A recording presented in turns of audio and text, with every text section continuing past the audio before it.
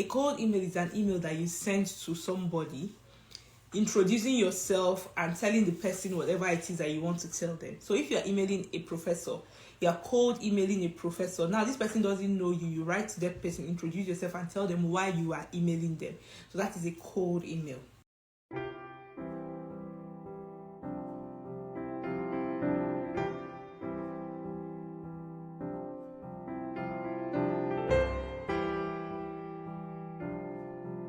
Before we talk about the email itself, I want to talk about your email address. My email address, if you have emailed me, you will see that my official email address on Instagram is zinobabyle@yahoo.com.au. This email address, this email account, I opened it when I was in secondary school. I think I was in JSS 3 or so. And it was my friend that helped me to create the email account, and she gave me email address, gave me password. I've had this address since when I was in JSS 3, many years ago. So I don't use that email for anything official.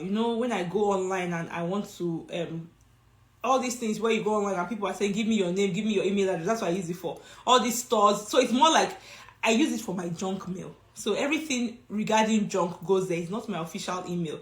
So serious things don't go there. But when I created my Instagram account a while ago, that was email address, because I created my Instagram account many years ago. That was email address I use.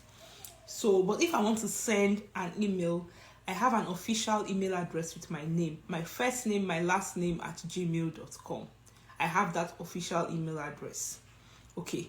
So that being said, if you have all this funky email, like the one I just said, my own zinobabyle@yahoo.com.au, beautifuljoanne@gmail.com, babygirlforlife@hotmail.com. All those funky names, you need to change it. First of all, when people see emails from that kind of email account, a lot of people just believe that it's scam, it's spam. They don't even open it. Many people just delete it. Many of them just delete it. Then again, sometimes when you send, like now you're sending to a professor who is working in a university, sometimes the server is going to catch that your email as maybe spam or something, and they will block it. Because of your email address, they will see it as spam and they will block it. So the email will not even get to the person that you are sending it to. So an example is like for my official email at the University of Waterloo, I've never received a spam email. Is it that people are not sending spam emails? It's possible that they are sending spam emails. But because I don't receive it, it means that somebody is catching it somewhere to make sure that it doesn't come to me. So some of you, because of this your beautiful, funky email address that you have created, your email is not getting to where it's supposed to get to. So you're sending these emails and in your mind, you're like, they're not responding to me, nothing. Maybe they're not even seeing the email. Somebody have caught it somewhere and they have thrown it out because of your email address. So first of all, work on that your email address. I normally tell people, official email address is just use your first name and last name at the emailprovider.com. zinoojobo@gmail.com. zino.ojogbo@gmail.com. So use a combination of your names to create your email address. It's easy, it's simple. No need to be trying to be funky. In this year and age, nobody's doing all those things anymore. And nobody will take you seriously when they see that kind of email address in the first place. So you don't want that to happen to you. I'm going to touch on emails a bit before I go into the details. I'm touching on emails because a lot of people have been sending me emails, and when I see the way they send emails, in my mind I'm saying that I hope these people are not sending professors emails like this, because they are not going to read it. That's what I say in my mind, and I don't blame anybody. I was telling my brother today, when we were in Uniben, when you come to school in Canada as a student in Canada, or if you have schooled abroad, the school will give you an official email address. With that email address, the school will be sending you emails. You can send email to your grad coordinator, email your professors, email your lecturers, like send emails. When I was an undergraduate student in Uniben, I never had a Uniben email account. I never sent an email when I was an undergraduate student in Uniben regarding my education, maybe to one of my lecturers or to the admin in the department or to anybody. That never happened. If you are a current undergraduate in Nigeria, or if you work in a university, please let me know. Or if you know, let me know. Have they started giving students email accounts in Nigeria? Are students able to send emails to their professors, to their lecturers, anything regarding their school? Does the school send students emails? As at when I finished from Uniben in 2010, it wasn't like that. I don't know if things have changed now. So what am I trying to say by using this example? I'm trying to let us know that because of the way our education is set up back home in Nigeria, a lot of people don't even learn how to send emails. So you don't even know how to send an official email. It happens. And that's okay. You just have to learn. Oh, somebody says schools now have emails for students. Oh, that's nice. Okay, that's good. Okay, yes, I have a student account. Okay. Oh, that's nice. So things have really changed. I'm glad. I'm happy to hear that. It means that we are growing. Okay. So at that time, when I was a student, we never had. So I never sent an email because I was an undergraduate when it had anything to do with my schooling. Okay, so now this is what I find. When people are sending emails, so I talked about the email address. The second thing that I find is that a lot of people put the whole of the information. So they are typing an email. The whole of the email, everything, they put it in the title. So maybe you're trying to tell me, dear Zino, how are you? I would like to have a conversation with you about studying abroad. Please let me know when you are available. They will put it, this whole thing that I said, they'll put it in the title of the email. And then they will send it. Title, put the title there. What are you emailing this person about? Put the title, use a short sentence. The information should be in the body of the email. So if you're one of those people that are doing that now, you need to take note and you need to change it. You need to stop it. Put title should go to the title. Why are you emailing this person? Then what you are going to say should be in the body of the email, inside of the email. So that's the second one. Okay, yeah. Somebody's laughing. Yeah, I see it a lot. Okay, so now let's leave this. Then again, yes, this is the third point. Now, some people are sending me reminders. So some people may have sent me emails. Maybe I've not responded and they send me another email and they say, oh, Zino, gentle reminder. When they say the gentle reminder, this email has not caught my attention because it has come to the top of my mails. And I'm like, okay, let me see. I click on it, they say gentle reminder. And I'm like, okay, let me see what they are reminding me about. I scroll down to see there's nothing down. It's a new email. So it means that you just click compose and you say gentle reminder. But I know that these people are telling me something. When somebody says gentle reminder, you just click in your head that this person has sent you an email before. They are reminding you to respond to that email. So I use their email address to check. Once I check, I will see that they have sent me an email previously. So if you are trying to, so you have sent a supervisor an email, 1 week later they have not responded to you and you want to send a reminder, send the reminder on top of the previous email that you sent. So if you go there to the old email you sent and you hit reply, check the email address. Make sure that it is the professor's email address right there, because sometimes when you hit reply, you may be replying yourself. But make sure that it is the professor's email address that is there. Then put the gentle reminder on it. When you put that gentle reminder, when the email goes, the old email that you are reminding them about is showing down there. So they can see that, okay, this is what this person is reminding me about. When you just send an email that says gentle reminder, they cannot see what you are reminding them about. And they'll be wondering, what's this person talking about? So you have to make sure that you are sending your reminder on top of the email trail. They call it an email trail. Don't go and be composing new email every time. So even if you have been in contact with a professor now, maybe people have been contacting each other, and one day you now come and you want to contact him, send him new information about this matter that people are already talking about. So if people are already in conversation about something and you want to send an update about that something, make sure that you are sending the update on that email trail. Don't go and create new compose and create new email. Except you are now talking about something entirely different. Now you are changing the subject. You are changing what people are talking about. Then you can now create another email. Okay, now I'm going to give us an example. Before I went on maternity leave, I was working on one of my research papers, and me and my supervisors, we have been sending emails to ourselves back and forth, talking about this thing that I'm working on. When I go back to school on at the end of my maternity leave, when I'm going back to school, even if it's 1 year later, and I want to send my supervisor an email regarding that paper we're working on, I will go back and look for the last email that we exchanged, the old email. I will write on that email trail, so that if any of us want to remind ourselves about something, you just look at the email, you will see the email trail there. Don't go and create a new email, like a new subject, a new topic for something that people have been talking about before. So you are sending a reminder, write the reminder on the old email that you sent before. Anybody that scrolls down will see what you're talking about. Okay, so now we have talked about that email part. This email part was very important in this topic. So now let us now talk about why professors are not responding to you. Okay, so the first reason is this, and this is, I like to put this one first. Please, guys, can you hear me? If you're on Instagram, let me know that you can hear me. Somebody just said they cannot hear. So please, if you're on Instagram, let me know if you can hear me.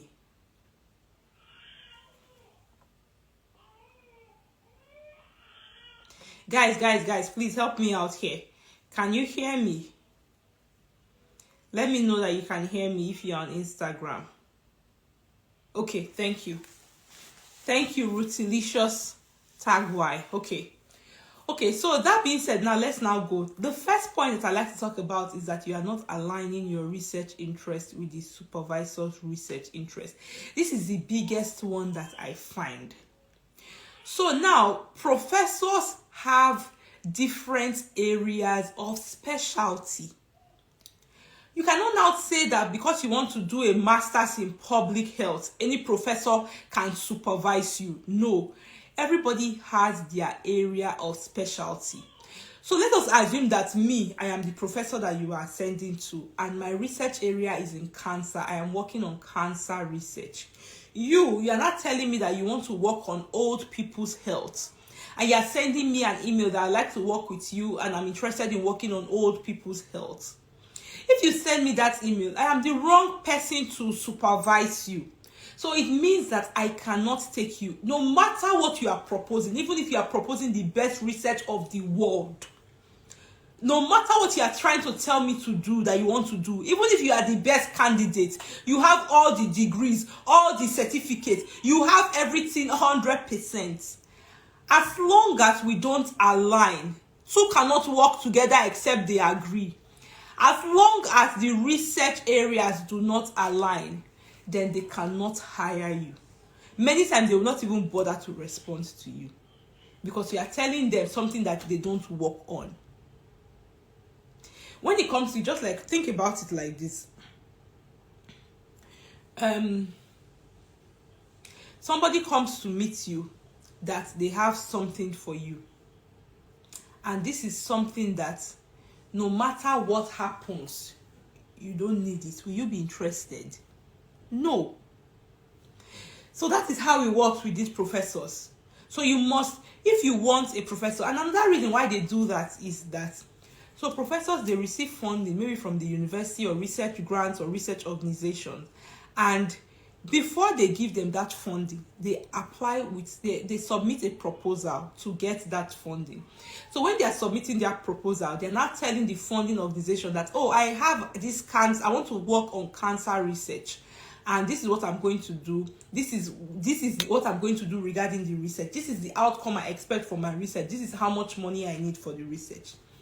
Funding organization say, oh, you have a very great research idea, take money. Funding organization gives them money. You have to use the money for what the funding organization has given you that money for. So it means now that they cannot decide that, oh yeah, I want to go and do another thing that I like. So even if you are the best student, you are proposing the best thing, as long as the research doesn't align, then they will not take you. So maybe that's one reason why you are not responding. Now you may be asking yourself, but how do I align my research with their research? That's a very good question. That's something that everybody needs to learn. We are not going into all of those details today. Then The second one is that they don't believe that you can help them, or they don't believe what you are claiming that you have. A lot of people just throw vague statements out there. They'll come and tell the professor that, I am hardworking and I'm experienced in researching cancer. I'm just using an example. I am hardworking and I'm very experienced in researching cancer. So now you have thrown these words out there, but you have not backed up your claim by telling them how you are these things. You have not backed up your claim by giving them examples to show how you are these things that you claim that you are.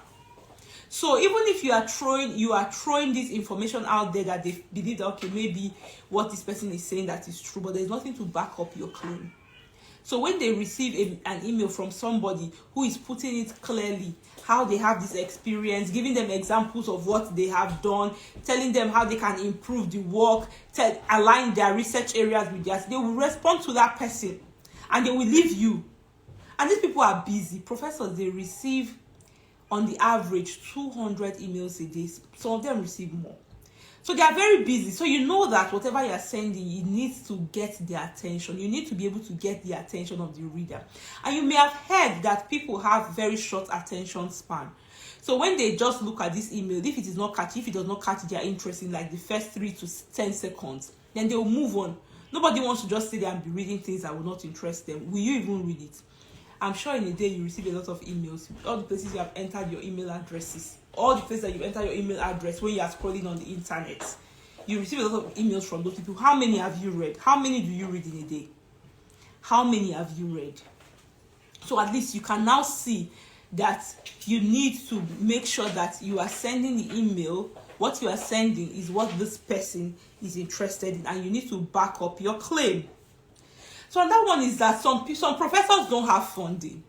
So again, if somebody does not have the money to fund you, no matter what you are saying, bring all the degrees in this life, bring everything, they cannot take you.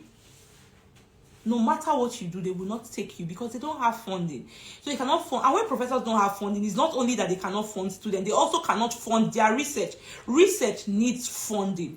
So you see, when they have a research lab, they are buying materials, paying students, buying the things they need, buying equipment. They need money to do all of those things. So maybe this professor has applied to different grants and he did not get the grant. It's from that grant money that they fund students. So if he did not get the grants and he does not have money, so no matter what you are offering, they cannot take you because they cannot fund you. Of course, except you want to work for them for free. And even if you say you want to work for them for free, they don't even have materials for you to work with. So they still cannot take you. Again, this is why I say it's very important. When you are doing this thing, I tell people that it's important that you learn how to search. Stop waiting for social media. While the information posted on social media is important, you can use that to navigate, to get information. Stop waiting for what you see on social media. If you know how to search, if you go on this university website, you can know professors that have money or professors that don't have money. There is a way to know, and I'm going to tell us some here. First of all, go to the university website. On the website of the university, go and check by the departments. If professors get new grants, they normally post it in the news. Go and check the news. For those universities that update their website, you will see it in the news. Again, you would also see that these people are currently working. Are they publishing? Check. Are they publishing? If somebody have not published in like 5 years, in like 3 years, that can tell you that this person is not working. So what are they publishing? Are they currently publishing? Check if they are publishing. You can check on researchgate.net, check on Google Scholar, use the person's name to check. It will let you know if these people have funding, because if they are working, they will be publishing papers, they will be publishing their work. So it will let you know whether they have funding or not. Go and use these tips, use it to check. So that you are making sure that, first of all, sending supervisor emails is a lot of work. If you are doing it the right way, it's a lot of work because you need to read, learn about them, make sure you're aligning the research interest. So for every professor that you email, you are doing all of this work. You can as well be targeting the ones that have money so that you know that you're not wasting your time. Or sometimes some of you are emailing people that have retired. You will still see their names on the list, but some of them are even retired. just so that you know that you're not wasting your time doing all of this work. You have spent 1 whole day or 2 whole days trying to put together a supervisor email, and then you now miss it because you're emailing somebody that is not currently working or doesn't have funding or is retired. You don't want to do that. Then another one is that they are not interested. If somebody is not interested in something, they are not interested at all. So exactly, somebody Oludiwo was saying they are even dead. True, they don't update those things. Yes, when they are dead, their name is still there. That's true. So this one, they are not interested. So some people are just not hiring. Like sometimes some professors will say, okay, this year I have hired enough students, I have enough people to do this work, we need to focus on this research. So in the year of 2023, I am not hiring any students. Or for this term starting in May, I am not hiring any students. Instead, I will hire for September.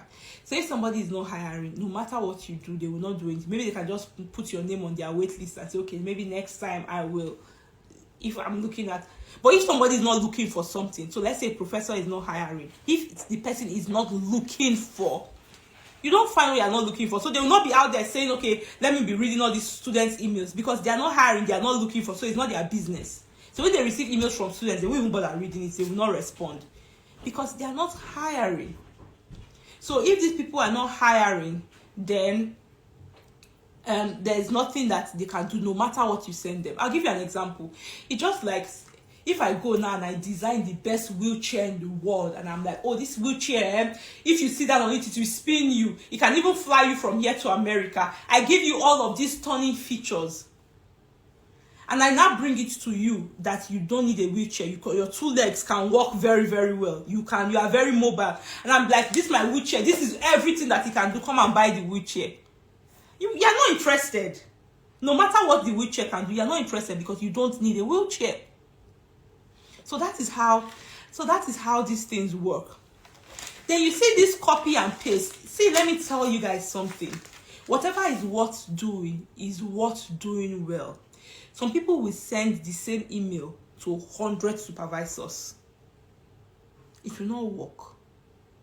If you are doing this thing, just be dedicated and be committed. It's better to do one thing properly than to be doing 100 things. You are duplicating, copy and paste here, copy and paste. Some of you will go and copy and paste another person's supervisor email. I always say it, that it's important to learn. Because if you learn how to do something, then you can repeat the process over and over and over again. You can repeat the process. But if you don't know how to do it and you are going to meet somebody to say, okay, write this thing for me. Let's even agree that you found somebody that helped you and you wrote one email for you and you send that one email to that one professor. Tomorrow, you want to email another professor because this one that you emailed did not respond to you. Then you want to email another professor tomorrow. Then you cannot do it yourself. Another reason is that some people are not able to figure out the schools that they need to email professor to secure a supervisor first from the ones that they don't need. Some of you have heard that if you want to get scholarship, go and email professor. You don't even know why you are doing what you are doing. So you're not able to differentiate, to find out, okay, to read the information and say, do I need, in this school I'm applying to, do I need to email professors? Do I need to secure professors first? How do they even give funding? How does their funding work here? So these are some questions that you need to ask yourself to answer before you even start. Some people, they are emailing professors in schools that you don't even need to get a professor. Maybe they say, okay, yes, we do not need you to get a professor. Apply and we'll assign students to professors based on the applications that they have submitted. When you apply to that kind of school, your strategy is now different. You are now using a different strategy. So it's very important for you to know these things. Anybody that is interested in getting funding, you know that you cannot fund from your pocket and you are interested in getting funding, you must learn these strategies. Keyword there is must. You must learn these strategies. If all you need is admission and you want to go and pay for your school fees, anybody can do anything for you. But if you know that you want to secure funding, it is a must. You must learn these strategies for you to be successful. Go and look on LinkedIn and see all people that have posted their testimonials on how they got scholarship, people that even got multiple scholarships, people that got one. Go and look at it. Read their story when they share their stories. You will see how many applications they did. You will see how much work they put in. If you have waited for somebody to go and do this thing for you, then you cannot repeat the process. And that's why perhaps that you are not succeeding in this thing. This is why I tell you guys, it is very important for you to learn so that you can work independently and do it quickly. Now you are not waiting for the opportunity that Zeno will post. How many do I post in a week? In fact, I don't even look for. If I'm scrolling on LinkedIn and I find that I'm like, oh, this person posted this scholarship, or that person posted that scholarship, I just take a screenshot and post it. I'm not going there outside, oh, let me go and look for scholarship. Some people will tell me, oh, you don't post opportunities for social science. Because I'm not looking for opportunities for social science. The day I decided that I want to go and look for scholarship opportunities, I'll look for opportunities for chemical engineers. Because I'm an engineer, so I'm going to look for the opportunity for myself. So that's why you should learn to look for the opportunity for yourself. When some people come and meet me and say, you know what, I want to pay you, just do everything for me. I ask, how much can you pay me? If I spend this time to apply for scholarship for myself, the chances that I will get it is very high. So why would I not use the time and the opportunity to apply for myself? How much will you pay me? So we need to begin to take these things seriously. The opportunity will not fall on your laps. It's the work that you put in that you will get out. And you have to apply strategies when you are doing this application. Otherwise, you find out that you are wasting your time. It will lead to burnout. You'll be tired. And then you give up. And I'm going to tell us something here too. You need to, in this scholarship application, you need to learn to take no for an answer. What do I mean by that? When people tell you no, don't take it personally. Sometimes it's not because of anything that you have done. It's not because your application is bad. It may not be because of any of those things. If they say that they are giving 20 scholarships and they receive 1,000 applications, it means that some people will not get. In fact, the majority of the people will not get. And then they begin to rank the applications.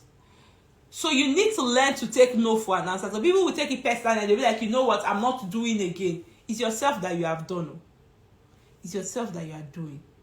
So you need to learn to take no for an answer. It is okay for people to tell you no. Move on to the next one, on to the next thing. But if you begin to hold it to your heart and hold it to your chest, then you'll be there living in pain, heartbreak. You say, they just gave you breakfast. Heartbreak. You'll be sad. And some other person, some people from there will just say, you know what, I'm not doing it again. I cannot handle this rejection. So you need to learn. They will tell you no. In fact, you will get many no's. Many people will tell you no because all you are looking for is 1 year. If you get 1 year from the beginning, you don't need to continue to do the application, right? You just stop. So you are going to get multiple no's. Make sure you continue until you get a yes. But then again, I remind people that ensure that you are doing the right thing. Ensure that you are applying the right strategy. You need to trust that what you are doing is correct. Just so that you know that you are doing your best and it's not what you are doing. It's not what you are doing that is the problem. These opportunities are very competitive. Under my post on Ireland scholarship that I did a few days ago, somebody commented and said that she got the Ireland scholarship. I don't know her. She did not work with me. She's just maybe somebody that follows me that was just sharing her experience. That she got Ireland scholarship, and guys, it's real. You guys put in your best application so that you can get it because they only give 60 people and so many people apply. That was her comment. So I responded to the comment that can you please share some tips so that the people that want to apply can apply these tips, especially from somebody that has won the scholarship. Why not give us tips? This lady went ahead and shared tips. She like 10 tips. She was very detailed. Even I took screenshots of the tips that she shared because I'm planning to do a YouTube video talking about that scholarship where I will share the tips from a past winner of this scholarship. It was really detailed and I was impressed. I'm like, yeah, this person did a good job sharing these tips. Do you know that another person came and commented under that comment? Please, can you put me through in this scholarship with the application? But this person has shared all these tips that were 10 in number. How else will she put you through? And the timing of the comment, it was so quick that I'm not even sure that this person even read the tips that this lady shared. It's there in the comments. I pinned that comment under the post just so that everybody that lands there can be able to see it, because they were very important tips. And then this person is already saying it has come, put me through. And then I responded, how else do you want her to put you through if she has explained in all of these details? You not even take your time to read this thing first, so that you can even see how do you apply. She should put you through. What do you want her to do? What else can she do? So somebody will open the person's head and put it in. So these are the things that I talk about. You need to learn. So it's obvious that, okay, even that person doesn't know how to do it. And if you want to secure scholarship, you must learn. Ask every other person that have secured a scholarship and have gone abroad. You must learn to do it by yourself. You must learn to be independent. You must learn to search. You must learn to be able to do the application. And the more you do, the better you become.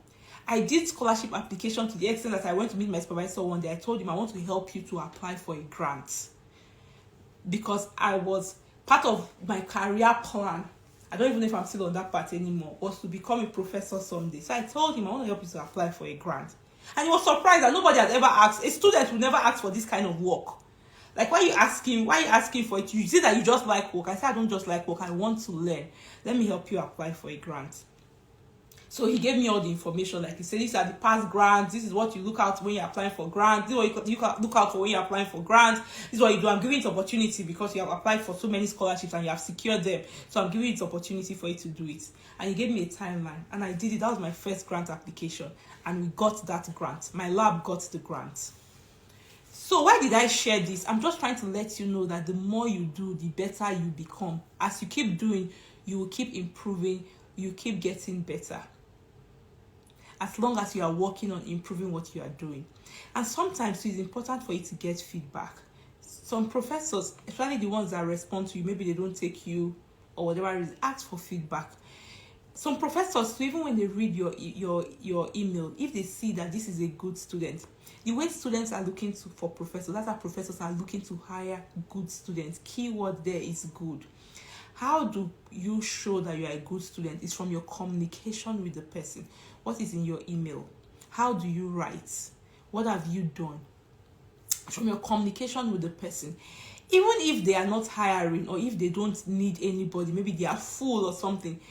Sometimes if your email is catchy enough that this person reads it, even if he's not hiring, he can even recommend you to other professors. It has happened to some of the people that have worked with me.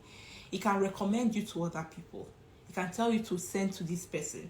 This person will be in need of your expertise. But then again, it's because the only reason why he will do that is because when somebody recommending somebody that they don't really know, they are recommending you based on what they have seen you, based on what you have written. For them to do that, it means that you have really got this person's attention, and they can recommend you. And that thing you need to know again is that you need to start networking. It's important to go. If you enjoy being on social media, it's good though. Enjoy the things that you enjoy. But you need to start networking with people on LinkedIn. You see that LinkedIn, go there. There are some professors, when they are looking to hire students, they come to meet their current students and they tell them that, oh, they want to hire. Do you guys have any recommendations? Some people will begin to recommend their friends, recommend the people that they know. You need to go and start networking with people. Go, that LinkedIn, go there. Don't only use Instagram to gossip. Go on LinkedIn. Go and update your profile. You do know why? Have you heard of what they call reverse engineering? Go and look at what the people that have succeeded in this thing that you want to do. Go and look at what they are doing. Go on LinkedIn. Look at people that have secured scholarships, especially the ones that have just recently secured the scholarship. Look at their LinkedIn profile. How is their profile? What did they write there? Go and create your own profile. Make sure that your profile is showing the things that these people are looking out for. Do your profile like that. When you send, are you on Twitter? A lot of things happen on those Twitter spaces.